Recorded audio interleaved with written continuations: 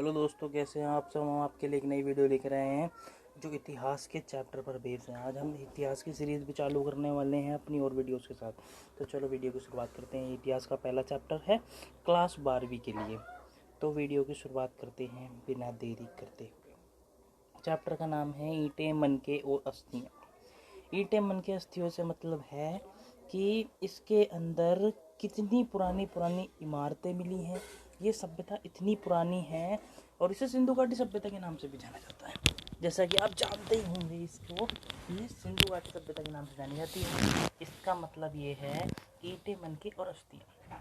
मतलब इतिहासकारों ने विभिन्न प्रकार की इमारतें ढूंढी हैं जिससे हम कह सकते हैं कि ये सभ्यता कितनी पुरानी है।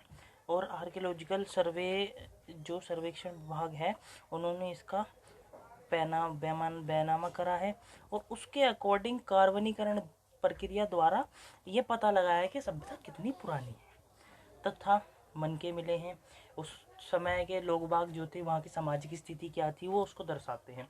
मनके जो होते हैं, लोग कितने अमीर थे कितने गरीब थे ये दर्शाते हैं। अस्थियाँ, वहाँ पे हड्डियाँ मिली हैं, मतलब अस्थियों से कि वहाँ पर जो सभ्यता का विनाश हुआ। बेस क्या है चैप्टर का, मतलब क्या है, पुरानी सभ्यता मिले, दुर्ग मिला है, स्नानागार मिला, पुरानी चीज़ें हो गई। मनके मतलब लोग वह कैसे मनके बनाते थे, वहाँ पर मनकों का बहुत ज़्यादा काम था, इसलिए मनकों के बारे में बेस यानी गहराई में जाओ और देखो कि ये चैप्टर कहना क्या चाहता है। अस्थियाँ मतलब लोग बाग वहाँ मरे, काफ़ी कैसे मरे, क्योंकि संभावित कारण दे रखे हैं आर्कियोलॉजिकल सोर्सेज ने। मतलब ये जो इसकी लिपि है अभी तक पढ़ी नहीं गई है, जिसकी वजह से ये जो है पूरा संभावनाओं पर टिका हुआ चैप्टर है। तो चलो बिना टाइम खराब करते हुए वीडियो की शुरुआत में आगे बढ़ते हैं। जैसे कि आपने देखा होगा कि जो ये मैप है आप इसे ध्यान से देखिए, ये है हड़प्पा सभ्यता का मैप। इसको क्या बोलते हैं, ये जो सभ्यता फैली हुई है इसके प्रमुख क्षेत्र मैं आपको बता देता हूँ। ये इसके प्रमुख क्षेत्र हैं, जैसे धोलावीरा, तुम्हारा नागेश्वर, रंगपुर, लोथल और तुम्हारा क्या बोलते हैं, ये विभिन्न जगह जो हैं, चनूदड़ो, बालाकोट, मोहनजोदाड़ो जो पाकिस्तान में है, ये सारी जो हैं इसकी प्रमुख मेजर साइट्स हैं, यानी बहुत इम्पोर्टेंट है कि पेपर की दृष्टि से। चलो आगे बढ़ते हैं। इस सभ्यता का आरंभ किस प्रकार हुआ।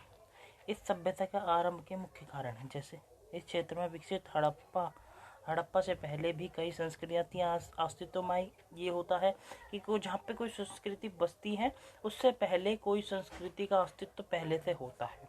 वो जब संस्कृति खत्म होती है उसके पुनः दोबारा कोई संस्कृति वहाँ पर आके बसती है। जैसे ये संस्कृतियाँ अपनी विशिष्ट मृतभांड शैली से संबंधित थी, मतलब जो मृतभांड शैली थी वो उससे संबंधित थी। इन संबंधों में इसके संदर्भ में हमें कृषि, पशुपालन और कुछ शिल्पकारी साक्ष्य भी मिलते हैं। बस्तियां आमतौर पर जो होती थी, इस सभ्यता की जो बस्तियां होती थी वो आमतौर पर छोटी हुआ करती थी और इसके बड़े आकार, आमतौर पर बस्तियां छोटी होती थी और इसमें बड़े आकार की संरचनाएं लगभग न्याय के बराबर मिलती हैं। कुल स्थलों पर बड़े पैमाने पर इलाकों को में जलाए गए संकेत मिलते हैं और कुछ अन्य स्थलों के त्याग दिए जाने के का संकेत मिलता है, जिससे हमें पता चलता है कि हड़प्पा तथा हड़प्पा सभ्यता के बीच में क्रम भंग था। चलो, तो इसी तरीके से आपने देखा होगा कि कोई भी सभ्यता है अपने निर्वाह के लिए कुछ ना कुछ तरीकों का इस्तेमाल करते हैं। चाहे हड़प्पा सभ्यता हो, कोई सी भी सभ्यता देख लीजिए, वैदिक काल हो या फिर अन्य कोई भी सभ्यता, वैदिक काल, चीन की सभ्यता हो, मिस्र की सभ्यता हो, वहाँ पर लोग अगर रहेंगे तो अपने जीवन निर्वाह के तरीकों को अपनाएंगे, क्योंकि जीने के लिए एक खाना ज़रूरी होता है। इसी तरीके से जैसा कि आप देख पा रहे हैं कि कुछ ऐसे स्थानों पर पनपी जहाँ पर कुछ जो सभ्यता जो है विकसित हड़प्पा संस्कृति जो है कुछ ऐसे स्थानों पर पनपी जहाँ पर आरंभिक हड़प्पा संस्कृति अस्तित्व में थी, यानी मतलब प्रागैतिहासिक काल में आप अगर जाए तो। और इसको क्या बोलते हैं, एक तरीके से हम प्रागैतिहासिक काल में नहीं रखेंगे, आर्ध ऐतिहासिक काल में रखेंगे।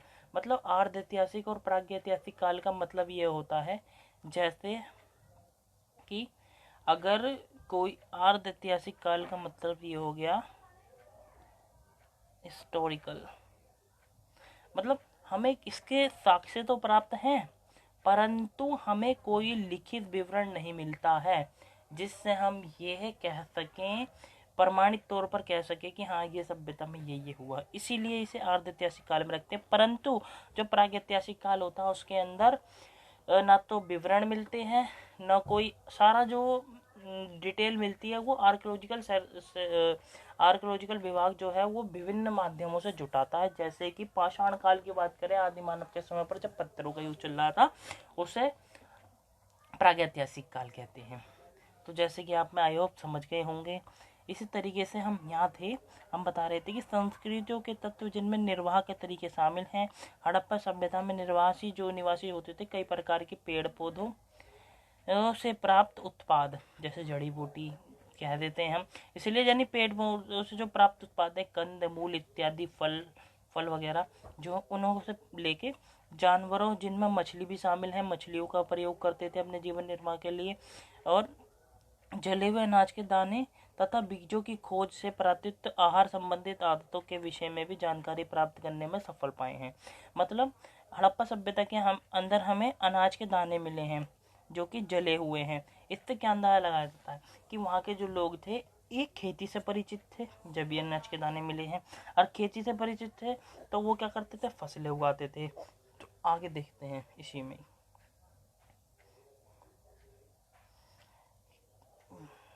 दाने मिलते हैं के विशेष होते थे। हड़प्पा स्थलों से मिले अनाज के दाने जिसके अंदर गेहूं, जौ, दाल, सफ़ेद चना इत्यादि और तिल शामिल थे।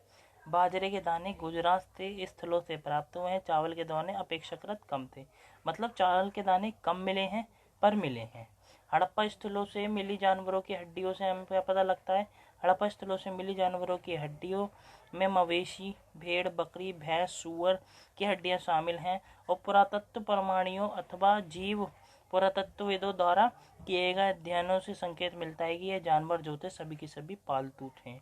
जंगली प्रजाति जैसे बरहा मतलब सूअर, हिरण, घड़ियाल की हड्डियां मिली हैं, जिससे यह नहीं पता चलती, हमें यह अंदाज़ा नहीं लग पाता है कि हड़प्पा जो वासी थे या निवासी थे वह यहाँ पर जानवरों का शिकार करते थे या अन्य आखेटक समुदायों उसे मांस प्राप्त करते थे। मछली और पक्षियों की हड्डियां भी हमें मिलती है। आप देख चुके होंगे कि विभिन्न प्रकार के साधनों को अपनाया करते थे। और इसी तरीके की अगर जैसे आपको पता चला कि वहाँ पर हड़प्पा सभ्यता में कृषि से संबंधित कुछ चीज़ें मिली हैं जैसे जले हुए दाने, तो आप समझ गए होंगे कि कृषि भी होती थी वहाँ पे। अब कृषि होती थी तो कृषि को करने के लिए वो विभिन्न प्रक्रियाओं को क्या अपनाते थे और उनकी प्रौद्योगिकी किस प्रकार की थी। तो चलो देखते हैं इसमें कृषि प्रौद्योगिकी। मतलब हालांकि अनाज के दानों से कृषि के संकेत तो मिल ही जाते हैं और वास्तविक कृषि विधियों के विषय में स्पष्ट जानकारी मिलना तो कठिन है। और क्या जुते हुए खेतों से में बीजों का छिड़काव किया जाता था, क्वेश्चन पूछ लिया। मोहरों पर किए गए रेखांकन तथा मृणमूर्तियां क्या इंगित करती हैं, वृषम के विषय में जानकारी थी या इसके आधार पर पुरातत्व ये मानते थे कि खेत जोतने के लिए बैलों का प्रयोग होता था। अब आ गई बात, क्या होता था, खेत को जोतने के लिए क्या करते थे, बैलों का प्रयोग करते थे। जैसे खेत जोतने के लिए बैलों का प्रयोग किया जाता था। जैसे उदाहरण मिलता है चोलिस्तान में कई स्थल मिले हैं और बनावली मतलब हरियाणा से मिट्टी के बने हुए हल्के प्रतिरूप मिले हैं। क्या मिला है, एक तो बनावली हरियाणा से जो है, जो चोलिस्तान और बनावली हरियाणा से हमें हल्के प्रतिरूप मिले हैं। इसके अतिरिक्त पुरातत्वविद जो थे, आर्कियोलॉजिकल सर्वे विभाग वाले जो थे, उन्होंने कालीबंगन मतलब राजस्थान से नामक एक स्थान से जुटे हुए खेत के साक्ष्य भी प्राप्त हो गए। लोग खेत के साक्ष्य भी मिल गए और आरंभिक हड़प्पा स्तरों से संबंधित है। इस खेत में हल की रेखाओं का समूह मिला है जो कि एक दूसरे को संपूर्ण पर काट रहे हैं और जो दर्शाते हैं कि एक साथ अलग अलग फसलें उगाई जाती थी।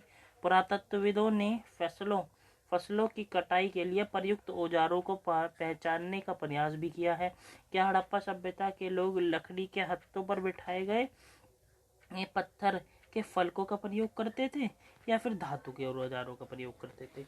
अब हड़प्पा सभ्यता के लोग क्या करते थे, लकड़ी के हत्थों पर पत्थर के जो फलक थे उन्हें बिठा करके उसका प्रयोग किया करते थे। जैसे कि मैं आपको एक तरीके से बनाकर दिखाता हूँ। जैसे कि आप देख पा रहे होंगे, ये लकड़ी है और ये पत्थर है। इसमें इस तरीके से छेद किया जाता था जो कि ये इसके जो है इसके ऊपर सेट बैठ जाए। अब क्या करते थे, लकड़ी के हत्थे जो हैं, ये लकड़ी हो गई, ये पत्थर हो गया, इसको क्या करते थे, ये इसके ऊपर सेट कर लेते तो और औजार बना लेते थे। इसी तरीके से संभावना मानी जाती है कि वह धातु के औजारों का भी प्रयोग करते थे। तो जैसे जैसे आएगी बात बताएंगे आगे चल के। देखिए औजारों की तस्वीर देखिए, किस तरीके से ये औजारों की तस्वीर दिखाई जा रही है इसमें। ये देखिए, ये औजार हैं, ये लकड़ियां हैं, डंडे हैं, धातु हैं। इस तरीके से हम आपको दिखाने की पूरी कोशिश कर रहे हैं। ये देखिए, ये प्रयोग के लिए, ये देख लिया आपने। और वो क्या करते थे, सिंचाई व्यवस्था को सुचारू रूप से चलाने के लिए क्या करा जाता था, धोलावीरा के गुजरात से जलाशयों का प्रयोग करते थे। मतलब एक धोलावीरा जगह है गुजरात के अंदर, वहाँ से हमें यहाँ क्या साक्ष्य प्राप्त हुए हैं, हमें वहाँ से साक्ष्य प्राप्त हुए हैं कि वहाँ पे जलाशयों का प्रयोग हुआ है। मतलब हड़प्पा सभ्यता के लोग कृषि प्रौद्योगिकी के अंदर हलों का प्रयोग करते थे, क्योंकि पता कैसे चला, हमें प्रतिरूप मिले। वो खेतों को जोता करते थे, पता कैसे चला, क्योंकि बनावली हरियाणा में तो हमें हल्कर पत्ते मिले, राजस्थान के कालीबंगन नामक एक राजस्थान है, वहाँ पर क्या मिला हमें, जुते हुए खेत के साक्ष्य मिले जो कि दूसरे को समकोण पर काट रहे थे। इसी तरीके से औजारों के विषय में हमें जानकारी मिलती है, ऐसी हमें जलाशयों के विषय में जानकारी मिल रही है। जैसे कि पुरातत्वविदों की पहचान कैसे की जा सकती है, अभी आप पढ़ लीजिएगा अपनी एनसीईआरटी की बुक में। आगे चलते हैं हम। जलाशय देखिए, इस प्रकार का जलाशय, ये चक्की मिलती है, एक अवतल चक्की के नाम से जाना जाता है इसे। मोहनजोदड़ो, तो अब हम मोहनजोदड़ो के बारे में पढ़ेंगे। मोहनजोदड़ो एक नियोजित शहरी केंद्र, कैसे, अब देखा जाए तो ये नियोजित शहरी केंद्र किस प्रकार था। ये मोहनजोदड़ो एक नियोजित शहरी केंद्र, संभवतः हड़प्पा सभ्यता का सबसे अनूठा पहलू जो था, शहरी केंद्रों का विकास माना जाता है और विकास माना जाता था। आइए ऐसे ही एक केंद्र मोहनजोदड़ो की सूक्ष्मता देखते हैं। और मोहनजोदड़ो में सबसे प्रसिद्ध पुरा स्थल, सबसे पहले खोजा गया था यह स्थल, जिसे हड़प्पा कहा जाता था। इसका कॉन्सेप्ट ये है कि जब हड़प्पा सभ्यता खोजी गई थी, तब सबसे पहला जो मिलने वाला स्थान था वो था हड़प्पा, इसीलिए हड़प्पा सभ्यता इसका नाम दिया गया। और सिंधु घाटी के किनारे थी, इसीलिए इसको सिंधु घाटी के नाम से जाना जाता है। सभ्यता को, सभ्यता मिली कहाँ, सिंधु घाटी के किनारे, इसीलिए बस्ती जो थी वहाँ पे जो मिली, बस जो वहाँ पे स्ट्रक्चर मिला वो दो भागों में बटा हुआ था।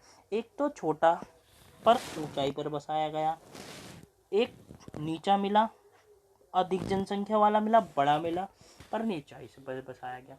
इसके पीछे क्या कारण था, इसके पीछे कारण यह था कि जो लोग थे जिन्होंने अपना शहर बसा रखा था, वो नीचाई पे बसा रखा था, और धार्मिक केंद्र जो था की संज्ञा दी गई, मतलब धार्मिक केंद्र के रूप में उसका इस्तेमाल किया जाता था, इसलिए उन्होंने उसको ऊपर बनाया। चलो आगे चलते हैं। इसी तरीके से ये देखिए, आप पूरा देख पा रहे होंगे, मैं फुल एनसीईआरटी से फुल्ली डिस्क्राइब कर रहा हूँ, मैं कुछ नोट्स नहीं बना रहा, कुछ नहीं बना रहा, क्योंकि मुझे पता है वीडियो के लिए पहले समझना ज़रूरी है। चीज़ बाद की है, पहले समझिए, बाद में नोट्स भी प्रोवाइड किए जाएंगे, टेंशन की कोई बात नहीं है। क्रम से दुर्ग जो है निचले शहर का नाम, दुर्ग था और एक निचला शहर था, दो जगह। जो दुर्ग था वो ऊंचाई के कारण था, यह था कि संरचना जो है कच्ची ईंटों के चबूतरों पर बनी हुई थी और दुर्ग को दीवार से घेरा गया था, जिसका अर्थ है इससे निचले शहर से अलग करना। निचले शहर से अलग करने का मतलब कोई धार्मिक कार्य या फिर कोई प्रशासनिक कार्य होता हो, क्योंकि हमें इसकी लिपि के बारे में पता नहीं चला, अभी हमने पढ़ी हुई नहीं है, तो इसके लिए हमें पूर्ण ज्ञान नहीं था। और निचले शहर में भी, जो निचला शहर था वहाँ भी दीवारों से घेरा गया था, क्योंकि किलेबंदी तो करनी जरूरी है, क्योंकि भारी आक्रमण ना हो सके, को ऊंचे चबूतरों पर बनाया गया था, जो कि नींव का कार्य पूरा करता था। अनुमान लगाया जाता है कि जो प्रतिदिन श्रमिक घनी मिट्टी जी धोता था, प्रतिदिन जो था मिट्टी डालते थे और शहर बनाया गया पूरा। अर्थात बड़े पैमाने पर श्रम की आवश्यकता पड़ती थी। अब कुछ और देखिए, एक बार चबूतरों को यथास्थान देने के लिए, जरा एक सेकंड, और जैसे आप देख पा रहे होंगे कि जैसे अब यथास्थिति बनाने के लिए जब भवन निर्माण कार्य चल रहा था, वहाँ चबूतरे बन रहे थे, उस समय ये इसलिए ऐसा प्रतीत होता है कि पहले जो है बस्तियों का नियोजन किया गया, उसके बाद अनुसार जो कार्य किया गया, जैसे नियोजन के लक्षणों में ईंटों को शामिल किया गया, और क्या करते थे वो ईंटों को बनाकर भले ही धूप में सुखा लेते थे, उसके बाद भट्टी में पका कर करके उसका कार्य किया जाता था। जैसे उनकी जो चौड़ाई होती थी, लीक जो ईंट थी उसकी शेप क्या थी, क्या नियोजित किया, और सभी प्रकार जितनी भी ईंटें थी पूरी हड़प्पा सभ्यता में एक ही साइज की ईंट मिली, जिससे ये पता चलता है वो प्रशासनिक दृष्टि को दर्शाती है। आप देख लीजिए तो, क्योंकि जब तक किसी कार्य को करने के लिए आदेश नहीं हो वो कार्य नहीं होता है। वर्तमान में लॉकडाउन की स्थिति चल रही है, पर फिर भी लोग नहीं मान रहे हैं। पर क्या है, उस समय की अगर देखी जाए तो अगर लोगों को आदेश मिला हो तभी इस ईंट का निर्माण किया गया हो। और इसका साइज देख लीजिए, मैं आपको बताता हूँ। इसका साइज था 4 गुनी 2 गुनी होती थी इस प्रकार की ईंट, 2 गुनी 4 गुनी, समझ पा रहे हैं आप। इसी तरीके से एक और देखने को मिलती है इसमें बातें, जैसे कि नालों का निर्माण, यानी कि हड़प्पा सभ्यता में एक विशिष्ट, अनूठी और सुनियोजित और अच्छी वाली पूरे विश्व में प्रचलित एक नालों के निर्माण या नालियों की प्रक्रिया मिलती है, जो कि पूरे विश्व में फेमस थी। जरूर पढ़ते हैं इसके बारे में। जैसा आप देख पा रहे हैं कि नालों का निर्माण हड़प्पा की शहरों की सबसे अनूठी विशेषताओं में से एक ध्यानपूर्वक नियोजित जल निकास प्रणाली थी। यदि आप निचले शहर के नक्शे को देखें तो आप यह जान पाएंगे कि सड़कों पर नालियों को लगभग एक ग्रिड पद्धति में बनाया गया और यह एक दूसरे को संपूर्ण पर काटती थी। ऐसा प्रतीत होता कि ऐसे नालियों के साथ साथ गलियों को बनाया गया था, फिर उनके अगल बगल आवासों के निर्माण को किया गया और घरों के गंदे पानी जो थे नालियों के द्वारा जुड़े हुए थे। अब जैसे कि अब मैं आपको एक स्ट्रक्चर बना के दिखाता हूँ, साथ में एक लाइन और रखी जोड़ते थे, और प्रत्येक घर की कम से कम एक दीवार जो थी गलियों से सटी होती थी, नालियों से सटी होती थी। अब देखिए मैं आपको दिखाता हूँ स्ट्रक्चर बना करके इसका। जैसे ये हमारी गलियां थी, इस तरीके की बनी होती थी ग्रिड पद्धति में। अब क्या होता था, ये जो है प्रत्येक मकान की एक एक गली जो होती थी वो इससे सटी होती थी। जैसे घर, ये नाली हो गई, ये सटी हुई है, ये ग्रिड पद्धति में कटी होती थी, यहाँ बनेगी, ये नाली सटेगी, ये मकान बनेगा। इस प्रकार से मतलब प्रत्येक घर की एक दीवार कम से कम नाली से सटी होती थी, और जो नाली का सारा पानी था वो एक नाली से होकर के दूसरी, और दूसरी से तीसरी, तीसरी से चौथी, बड़े नालियों में जा कर करके इस प्रकार से ये जल निकास प्रणाली वहाँ की हुआ करती थी। अब हम वहाँ के गृह स्थापत्य के बारे में पढ़ेंगे कि हड़प्पा सभ्यता के गृह स्थापत्य कैसा। हड़प्पा सभ्यता में आपने जल निकास प्रणाली देखी, दुर्ग देखा, सब देखा। मतलब अब जो गृह स्थापत्य थे, मतलब ये निचले शहर की बातें चल रही हैं, इस निचले शहर के अंदर जल निकास प्रणाली आ गई, अब स्थापत्य आ गया कि लोगों के जो घर का स्ट्रक्चर था वो किस प्रकार से बना हुआ था। आप इसमें देखेंगे हम गृह स्थापत्य को, जैसा कि आप देख पा रहे होंगे इसमें गृह स्थापत्य के बारे में। मोहनजोदड़ो एक निचला शहर आवासीय भवनों का एक उदाहरण प्रस्तुत करता है। इसमें कई एक आंगन पर केंद्रित होते, मतलब यहाँ पर जो घर होते थे मोस्टली वो आंगन केंद्रित होते थे, हर घर में आंगन मिलता था। चारों ओर कमरे बने होते थे, यानी घर के चारों ओर, जैसे घर है इसके चारों ओर कमरे मिलेंगे आपको, सारे में कमरे मिलेंगे, और संभवतः इसके अंदर आंगन होता था। आंगन खाना पकाने के काम आता था, कताई करने के काम आता था, इन जैसी विभिन्न गतिविधियों के काम आता था। खास तौर पर गर्म और शुष्क मौसम के अंदर यहाँ पर एक रोचक पहलू लोगों द्वारा अपनी एकांतता, मतलब हड़प्पा सभ्यता के लोग जो होते थे क्या करते थे, आंगन केंद्रित घर होते थे, उजाले के लिए बैठते थे, कताई करते थे, बुनाई करते थे, विभिन्न क्रियाकलापों को करा करते थे और आंगन में बैठते थे, खाना पकाते थे। ऐसी खास तौर पर गर्म और शुष्क मौसम में भी ये काम आते थे। और यहाँ तक कि एक रोचक पहलू यहाँ मिला है कि वो एकांतता को, अपनी मतलब प्राइवेसी को बहुत महत्व देते थे। और इसी महत्व के कारण भूमि तल पर बनी खिड़कियों, भूमि तल पे जो फ्लैट, यानी कि अब तो फ्लैट का सिस्टम है उस तरीके से, जैसे 2 मंजिला मकान होता था तो पहली तल पर जो ग्राउंड फ्लोर होता था उस पर खिड़कियां नहीं होती थी, और जो ऊपर फर्स्ट फ्लोर होता था उस पर खिड़कियां मिलती थी, क्योंकि ये अपनी एकांतता को बहुत ज़्यादा महत्व देखते थे। अपने सामने वाले गेट पे भी दोनों दीवारों के सामने एक दीवार बनवाई जाती थी, जो कि साइड से है, जो सीधा चलता व्यक्ति हमारे घर में ना झांक सके। इसीलिए इसके अतिरिक्त मुख्य द्वार जो होता था, आंतरिक भाग द्वारा अंकन का सीधा अवलोकन नहीं होता था, जो मैंने आपको बात बताई। हर घर का ईंटों से फर्श बना होता था और उनका एक अपना स्नानागार होता था, और जिसकी नालियां जो थी दीवारों के माध्यम से सड़क की नालियों से जुड़ी हुई थी, जो मैंने अभी आपको बात बताई। और हर घर ये हो गया जिसकी नालियां जो थी सड़कों के माध्यम से जुड़ी हुई थी। मैं आपको अभी इसका स्ट्रक्चर भी दिखाऊंगा। और कई आवासों में तो कुएं भी मिले हैं, और अधिकांश ऐसे कक्ष बनाए गए थे जिनको जैसे कुएं जो है, इनका प्रोसेस क्या था कि कुएं ऐसे कक्ष में बनाए जाते थे जिससे राह चलता व्यक्ति भी इसका पानी का सेवन कर सके। और मोहनजोदड़ो में कुल जो संख्या पाई गई है कुओं की, वो 700 पाई गई है, जैसा कि आप देख पा रहे होंगे। ये जो है 700 आकी गई है पुरातत्व विभाग द्वारा। ये इस प्रकार की स्थापत्य शैली इसकी होती थी, जैसे आप देख पा रहे होंगे। ये इसका एंट्रेंस होता था, यहाँ से घुसता था व्यक्ति, और ये इसका आंगन केंद्रित, ये आंगन हो गया, यहाँ पर मट घड़ा लगा रहता था, ये सारे कमरे हो गए इस तरीके से। चलो आगे चलते हैं। अब आते हैं दुर्ग के बारे में पढ़ेंगे। दुर्ग जो होता था ऊंचाई पर बसाया गया था, जैसा कि आप देख पा रहे होंगे। आई होप आपको चैप्टर समझ में आ रहा होगा। अगर आपको ये वीडियो अच्छी लग रही है तो वीडियो को सिर्फ एक लाइक कर देना और अपने दोस्तों के साथ शेयर कर देना। धन्यवाद। अब देखते हैं दुर्ग पर हमें ऐसी संरचना के साक्ष्य मिलते हैं जिनका प्रयोग संभवतः विशिष्ट सार्वजनिक परियोजनों के लिए किया जाता था। मतलब विभिन्न कार्य कौन से होते थे? सार्वजनिक प्रयोजन के लिए, मतलब सार्वजनिक कार्यों के लिए इसका इस्तेमाल किया जाता था। इनमें एक माल गोदाम ऐसी विशाल संरचना थी जिसके ईंटों से बने केवल निचले हिस्से शेष बचे। मतलब एक वहाँ पर एक प्रकार का माल गोदाम बनाया गया था दुर्ग के अंदर, जो था एक प्रकार का माल गोदाम था, जो कि उसकी छत क्या पता लकड़ी की बनी हो, जो कि नष्ट हो गई हो, जैसा कि आप देख पा रहे हैं, नष्ट हो गई हो। और एक उसके अंदर हमें विशाल स्नानागार मिलता है। विशाल स्नानागार आंगन में बना हुआ एक आयताकार जलाशय था, जो कि चारों ओर से गलियारे से घिरा हुआ था।